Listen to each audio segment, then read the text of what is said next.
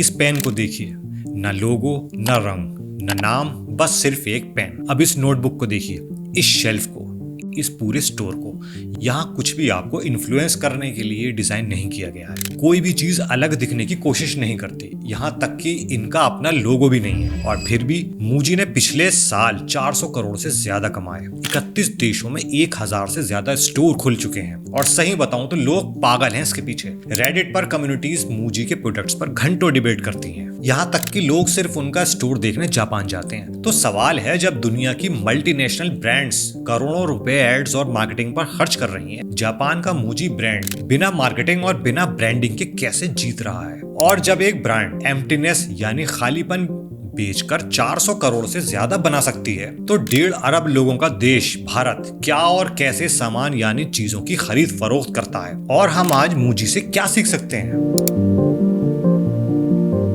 भारत 1.5 अरब लोगों का देश, यंग मुस्टंडी population, fastest growing digital market और वर्ल्ड का सबसे बड़ा कंज्यूमर बेस। फिर भी इंडियन कंज्यूमर की जिंदगी एक लैब में टेस्ट होने वाले चूहे की जैसी लगती है। मतलब हर एक्सपेरिमेंट सबसे पहले हमारे देश में होता है, प्रोडक्ट्स यही टेस्ट होते हैं, लेकिन रिफाइंड और टेस्टेड वर्जन किसी और कंट्री को मिलता है। असल में ये एक्सीडेंट नहीं है, ये डिजाइन है। इसे समझने के लिए पहले चलते हैं जापान के 1980 के दशक में, जब जापान की इकोनॉमी शानदार चल रही थी। हर जगह हर चीज बहुतायत में थी, यानी एक्सेस में थी। Bright colours, bold logos, luxury packaging. तभी सीयू नाम की सुपरमार्केट चेन ने एक एक्सपेरिमेंट किया। इसने एक ब्रांड का नाम रखा मूजी रूशी रोइन, जिसका मतलब है नो ब्रांड लेकिन क्वालिटी गुड्स।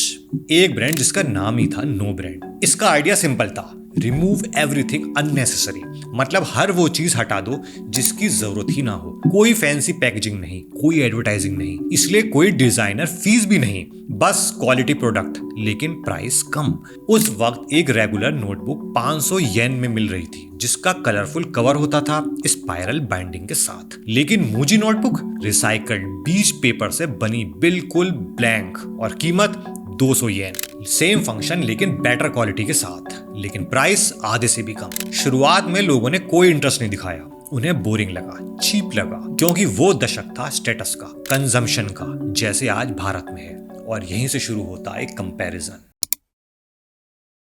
इंडिया की एक अजीब आदत है लस्ट की, पैशन वाली नहीं, बुरी आदत की। ये लस्ट हम भारतीयों में 3 तरह की देखने को मिलती है। एक्सेप्टेंस की लस्ट, ये वो लस्ट है जो कहती है कि जो हो रहा है वो सही है, यानी उसे सही मान लेने की आदत। दूसरी, वेस्टर्न वैलिडेशन की लस्ट, यानी वेस्ट जो कहे और करे वही अल्टीमेट सच है, इसके अलावा कुछ नहीं। स्टेटस की लस्ट, पंचायत से लेकर पीएम तक हर आदमी के लिए स्टेटस ही सब कुछ बन चुका है। ये तीनों लस्ट, बुरी आदत अब नशा बन चुकी है। प्लेटो ने कहा था डेमोक्रेसी पासेस इनटू डेस्पोटिज्म, यानी जब लोग सिर्फ अपनी इच्छाओं के पीछे भागते हैं, वो खुद टायरानी या कहें तानाशाही का रास्ता खोल देते हैं। इंडिया इस साइकिल को फास्ट फॉरवर्ड में जी रहा है। हमारे यहाँ डेमोक्रेटिक स्ट्रक्चर तो है, पर कोई पर्पस नहीं समझता कि डेमोक्रेसी क्यों है।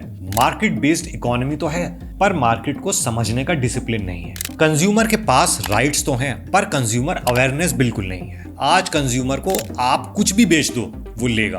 हद तो ये है कि हम गोबर तक खरीदने को तैयार रहते हैं। तो मेरे लिए तो बड़ा सिंपल है, ऐसे लिया और ये गोबर जिनको रिफाइन करके लेना वो लो, मुझे कोई दिक्कत नहीं, ऐसे लेके। अंगेन गात्रम लवणेन भोज्यम। आजादी के बाद हमें क्या मिला?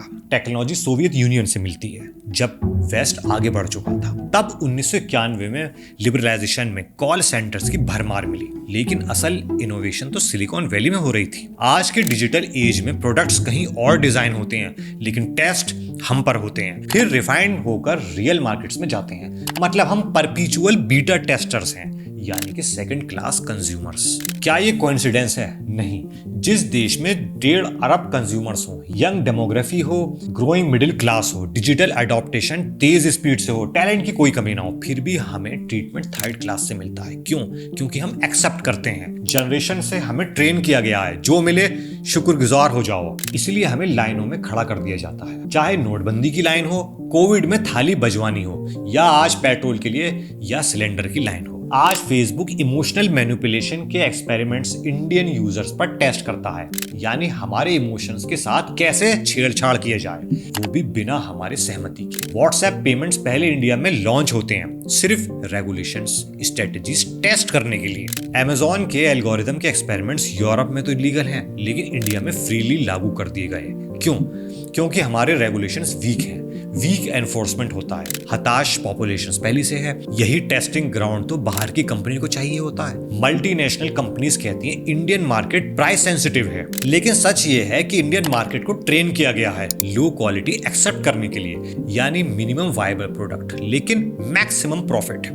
ये कोको कोला बाहर बैलेंस्ड टेस्ट और सही कंपोजिशन में मिलती है, इंडिया में शुगर्ड वाटर विद कलर के साथ मिलती है। गैटोरेड बाहर इलेक्ट्रोलाइट बैलेंस्ड होती है, लेकिन इंडिया में फ्लेवर्ड शुगर सॉल्यूशन है। सेम ब्रांड लेकिन different standard. German car company Volkswagen globally safety के लिए फेमस है, लेकिन इंडिया आते ही सेफ्टी से कॉम्प्रोमाइज कर दिया जाता है। मतलब पतले चीपर पार्ट्स, मतलब reduced standard, reduce safety features, जिसे नाम दिया जाता है Indian specific engineering. Pharma drugs जो कहीं और बैन है, यहाँ बिकते हैं। फूड इंग्रेडिएंट्स जो होम कंट्री में इलीगल हैं, लेकिन इंडिया में अलाउ हैं। MDH एवरेस्ट मसाला फॉरेन कंट्रीज में हार्मफुल सब्सटेंसेस पर बैन, इंडिया में धड़ल्ले से बिक्री, क्योंकि हमारी रेगुलेटरी बॉडी करप्ट है, पुराने लॉस से चलने वाली संस्थाएं हैं, इसलिए हम आज डंपिंग ग्राउंड है।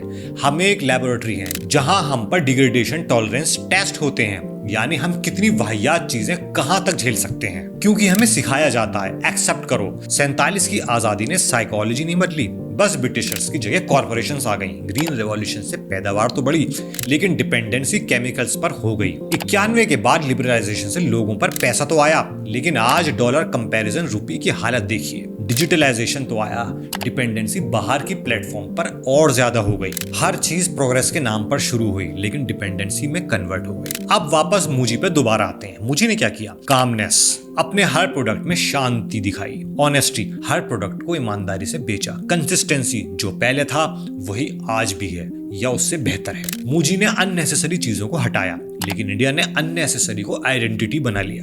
मुझी ने एम्प्टीनेस को फ्रीडम बनाया, इंडिया ने एम्प्टीनेस को कंप्रोमाइज बना लिया। मुझी ने डिजाइन किया 30 साल के लिए, लेकिन हम डिजाइन करते हैं नेक्स्ट इलेक्शन साइकिल के लिए। तो हमारे सिस्टम ने हमें ये सहना कैसे सिखाया है? मेजॉरिटी ऑफ द पीपल को गरीबी रेखा से थोड़ा ऊपर रखा। इतना एग्जॉस्टेड नहीं कि रिवोल्ट करें, इतना कंफर्टेबल भी नहीं कि चैलेंज करें, क्योंकि मिडिल क्लास रेवोल्यूशन रोकता भी है और एक्सप्लॉयटेशन को इनेबल भी करता है। आपने सुना होगा सिंपल लिविंग हाई थिंकिंग, ये एक्सक्यूज बन गया लो क्वालिटी एक्सेप्ट करने का, और जुगाड़ ब्रोकन सिस्टम सेलिब्रेशन करने का। फ्री बाय कल्चर दिमागी तौर पर हमें गुलाम बना ही चुका है। सब्सिडाइज रेट पर दाल चावल दे दो, बाकी सहने की आदत तो हम में पहले से ही है। भगवत गीता पूछती है इंसान डिजायर से एक्ट करता है या ड्यूटी से? आज का मॉडर्न इंडिया डिजायर से काम करता है। स्टेटस की डिजायर, वेस्टर्न ब्रांड्स की डिजायर, आसान जवाबों की डिजायर, और ड्यूटी गायब है, या कहें कॉन्स्टिट्यूशन के 2 पन्नों में सिमट कर रह गई है। लेकिन आज ड्यूटी रिस्पॉन्सिबली कंजम्पशन करना है, क्वालिटी डिमांड करना ही ड्यूटी है, कॉर्पोरेशंस को अकाउंटेबल रखना ड्यूटी है, सिर्फ वोट देना ही ड्यूटी नहीं है। हर समझदारी से देखभाल कर खरीदा गया सामान ड्यूटी है। जब हम इंफीरियर प्रोडक्ट्स एक्सेप्ट करते हैं, हम मैसेज भेजते हैं इंडियंस डिजर्व नथिंग बेटर। तो मुझे हमें 3 लेसन देता है। पहला, कॉन्स्ट्रेंट को आइडेंटिटी बनाओ। दूसरा, 30वें दिन के लिए डिजाइन करो। और तीसरा, यूजर के लिए स्पेस छोड़ो। लेकिन इंडिया का कंस्ट्रेंट क्या है? कैसे देखता है India? Population, diversity, price sensitivity. हमने कंस्ट्रेंट को डायरेक्शन नहीं बनाया, हमने उसे एक्सक्यूज बना लिया।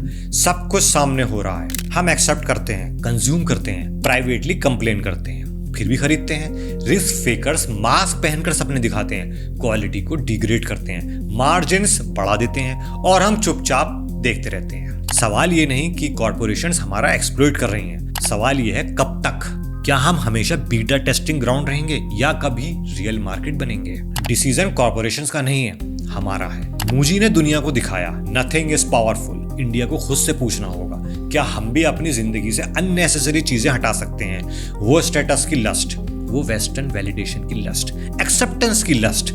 अगर नहीं हटाया तो दुनिया हमें एक ही नाम से जानेगी, ग्लोबल लैब रैट रेस, और शायद हम खुद भी। अगर ये वीडियो आपको सोचने पर मजबूर करे तो सब्सक्राइब जरूर करें।